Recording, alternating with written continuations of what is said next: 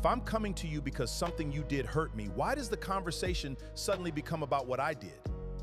Think about that for a second. I came to talk about my pain, but somehow I end up defending myself instead. How does that make any sense? See, that's what people do when accountability makes them uncomfortable. Instead of listening, they start looking for dirt. Instead of trying to understand your feelings, they start collecting old mistakes like they're building a court case. Not because they want to fix the problem, because admitting they hurt you feels too heavy for their ego. So they throw something back at you and hope the spotlight moves. Suddenly the conversation isn't about what happened anymore. It's about who can make the other person look worse. That's not communication, that's emotional deflection. And let me tell you something, if something I did genuinely bothered you, you had every right to bring it up. But bring it up when it happens. Don't save it for the exact moment I'm finally opening my heart. That's not honesty. That's using your pain as a shield so you never have to face mine. Those are two completely different things. Healthy people don't wait until you're vulnerable just so they can change the subject. They don't hear you're hurt and immediately think about protecting themselves. They stay in the conversation. They hear you out. They try to understand why it affected you. Because fixing the relationship matters more than protecting their pride. And that's the difference between emotional maturity and emotional manipulation. And that's exactly why so many arguments go nowhere. One person is trying to solve the problem, the other person is trying to escape the guilt.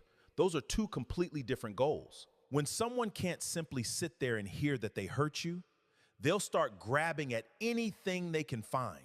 Your tone, your reaction, something you did 3 months ago, something you already apologized for, anything that gets the attention off them. And if you've dealt with someone like this, you already know the feeling. You walk into the conversation wanting to feel heard, then somehow you walk out feeling guilty for bringing it up at all. That's not an accident. That's exactly where they wanted the conversation to end. Because as long as you're busy defending yourself, they're free from defending what they did. But listen carefully.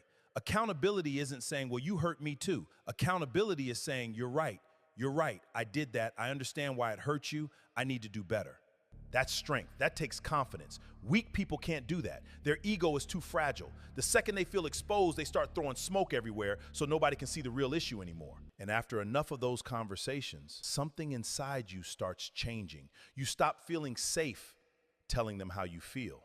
You start keeping things to yourself because you already know what's coming. Instead of comfort, you'll get a courtroom. Instead of understanding, you'll get a counterattack.